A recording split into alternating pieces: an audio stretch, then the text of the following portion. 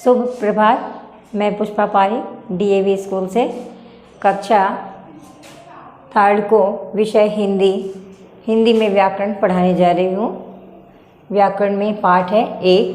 पाठ का नाम है भाषा, लिपि और व्याकरण। भाग है 2।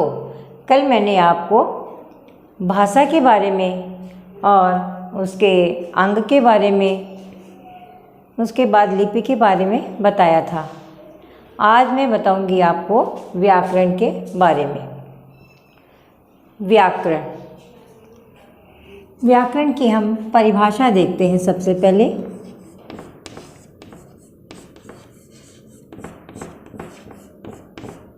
व्याकरण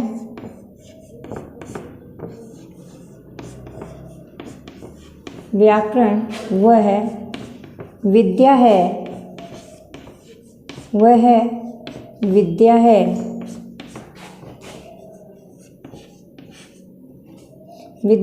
जिसके ज्ञान द्वारा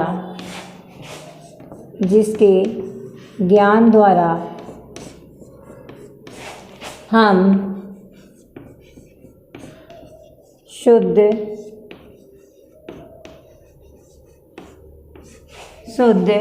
लिखना,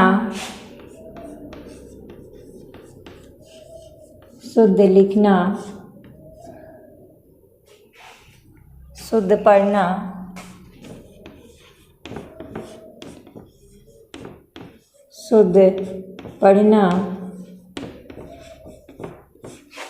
और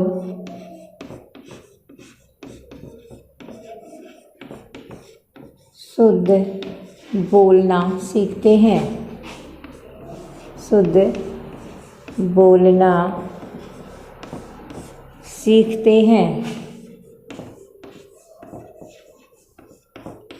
बोलना सीखते हैं।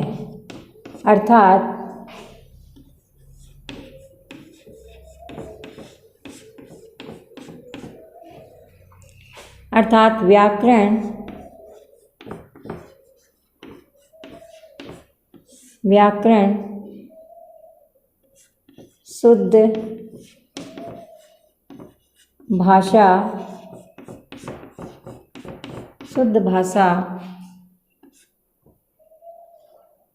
शुद्ध भाषा के नियमों का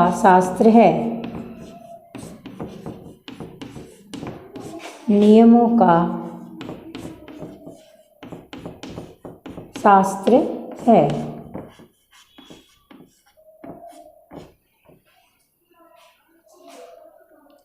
तो आपने इसकी परिभाषा देखी। व्याकरण वह विद्या है जिसके ज्ञान द्वारा हम शुद्ध लिखना, शुद्ध पढ़ना और शुद्ध बोलना सीखते हैं। कहने का तात्पर्य है कि व्याकरण शुद्ध भाषा के नियमों का शास्त्र है। जिस शास्त्र के द्वारा हम किसी भी भाषा को शुद्ध लिखना, पढ़ना, बोलना सीखते हैं वह व्याकरण कहलाता है। क्योंकि किसी भी भाषा को पढ़ने के लिए केवल हमें लिखने का तरीका या बोलने का तरीका नहीं आना चाहिए। अर्थात केवल ध्वनि ही हमारी भाषा का मूल रूप नहीं है कि उसको सही ढंग से लिखना, अर्थात नियमों का ज्ञान करना भी हमारे लिए आवश्यक है। जब हम नियमों के द्वारा किसी भाषा को लिखते हैं तब हम उसे व्याकरण कहते हैं। तो किसी भी भाषा को यदि हम शुद्ध ढंग से पढ़ेंगे, शुद्ध लिखेंगे और शुद्ध बोलेंगे तो ही हमारी वह भाषा कहलाएगी। तो हम किसी भी भाषा को अगर हम ढंग से पढ़ना चाहते हैं, किसी के सामने हमारे विचार अच्छे ढंग से व्यक्त करना चाहते हैं, हम पढ़ा लिखा दिखाने के लिए हमें क्या करना पड़ता है? व्याकरण के नियमों को अपने ऊपर लागू करना होता है। व्याकरण जब हम सीख जाते हैं तभी हम पढ़े लिखे कहलाते हैं और हम साहित्य की रचना भी तभी करते हैं। भाषा को अच्छा रूप देने के लिए हमें व्याकरण की आवश्यकता पड़ती है। अब हम देखते हैं कि व्याकरण के कितने अंग होते हैं। तो हम देखते हैं व्याकरण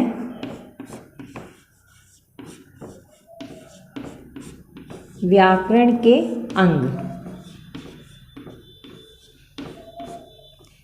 तो हम देखते हैं व्याकरण के 3 अंग होते हैं। व्याकरण के 3 अंग होते हैं।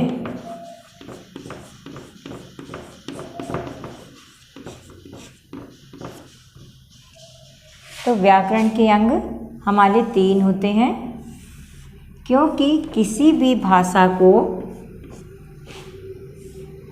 लिखने और पढ़ने के लिए सबसे पहले हमें वर्ण की आवश्यकता पड़ती है, जो भाषा की मूल इकाई है। उसके बाद में आपके शब्दों की आवश्यकता पड़ती है। उसके बाद में वाक्य।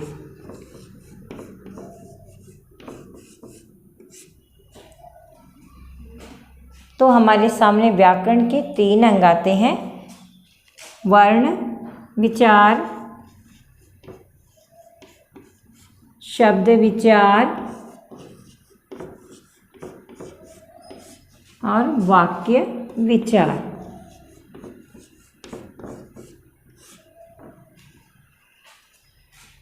क्योंकि जब हम भाषा को पढ़ते हैं या लिखते हैं, उसमें हमारे लिए 3 चीज़ ज़रूरी होती है कि पहले तो उसमें वर्ण आता है। वर्ण आपका भाषा की मूल इकाई है। सबसे पहले हमारे वर्ण ही आते हैं। उसके बाद में आता है शब्द और फिर वाक्य, और इस तरह से हमारी भाषा पूरी हो जाती है। भाषा पूरी हो जाती है। और भाषा को पूरा करने के लिए हमें सबसे पहले वर्ण पर विचार करना पड़ता है, फिर शब्द पर विचार करना पड़ता है, उसके बाद में वाक्य पर विचार करना पड़ता है। तो आपने देखा कि व्याकरण के हमारे कितने अंग आए हमारे सामने? 3: वर्ण विचार, शब्द विचार और वाक्य विचार। अब हम देखते हैं कि वर्ण विचार क्या है, शब्द विचार क्या है और वाक्य विचार क्या है।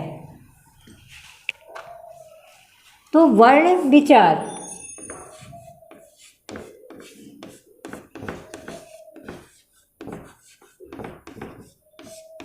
भाषा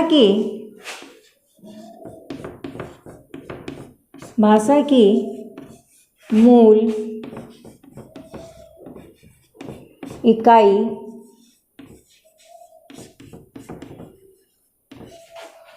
वर्ण कहलाती है। वर्ण कहलाती है।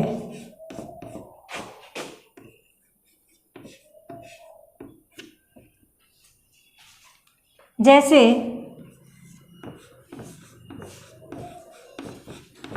ए, आ, ई, ऊ,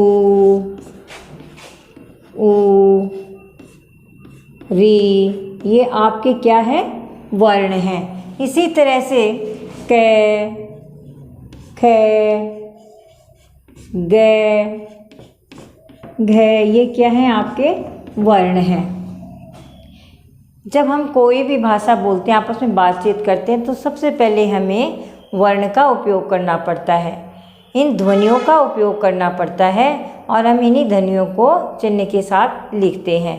तो हम देखते हैं कि सबसे पहले हम वर्ण पर विचार करते हैं, उसके बाद हम शब्द विचार लेते हैं। शब्द विचार,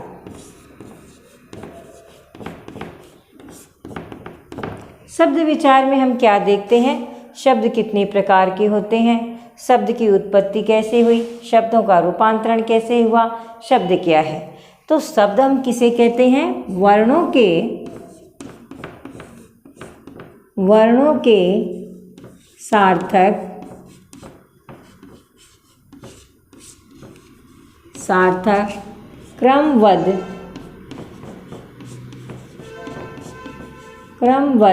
मेल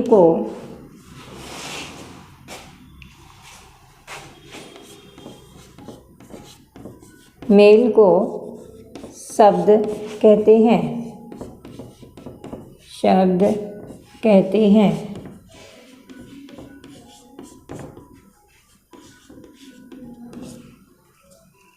तो आपने देखा कि शब्द किसे कहते हैं हम? वर्णों के सार्थक क्रमबद्ध। जैसे आप देखते हो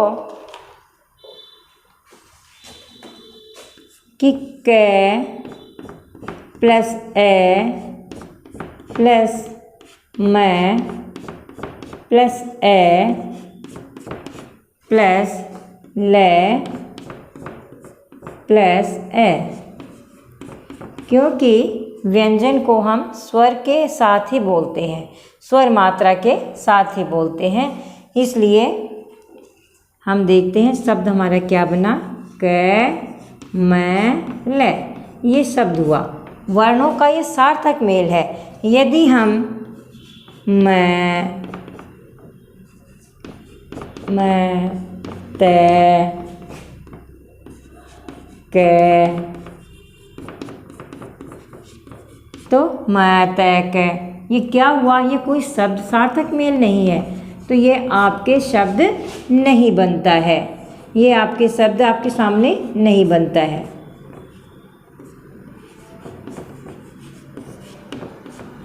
तो हम जब हमारा सार्थक शब्द बनता है उसी को हम क्या कहते हैं? आपके शब्द कहते हैं। अगर सार्थक मेल नहीं है वर्णों का तो आपके सार्थक शब्द नहीं बनते और उसको हम शब्द नहीं कहते हैं। अब हम देखते हैं आपके आगे वाक्य विचार। तो हम वाक्य विचार में क्या देखते हैं?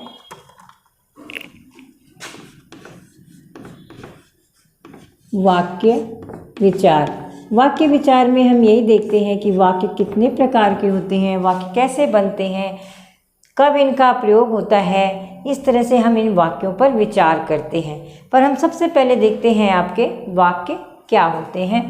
तो शब्दों के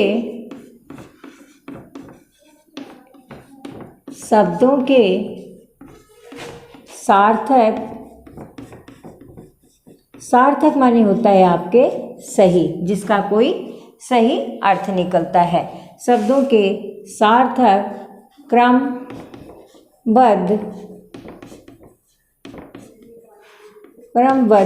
मेल को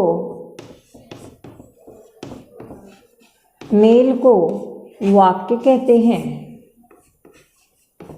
वाक्य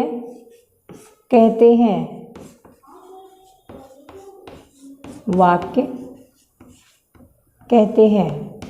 इसमें भी क्या बताया गया है आपके सार्थक। यदि शब्दों का सार्थक मेल नहीं होगा तो हम उसे वाक्य नहीं मानेंगे, उस पर हम विचार नहीं करेंगे, वो हमारी भाषा नहीं होगी। भाषा हमारी क्या होती है? सार्थक होनी चाहिए। किसी से भी हम बात करते हैं तो वाक्य सही होने चाहिए। तो आपके सामने देखिए, जैसे मोहन बाजार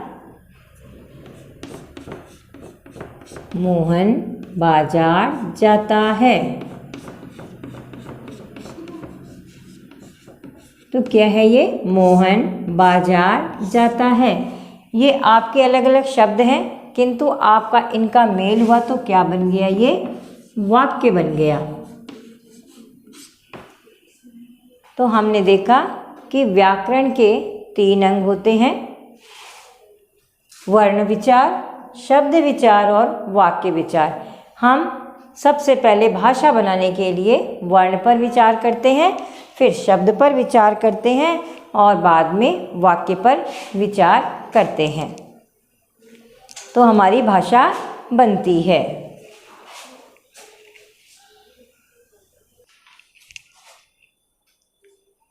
आपको मेरा पढ़ाया हुआ समझ में आ गया होगा। अगर नहीं समझ में आता है तो आप DAV स्कूल के व्हाट्सएप नंबर पर मैसेज कर सकते हो। धन्यवाद।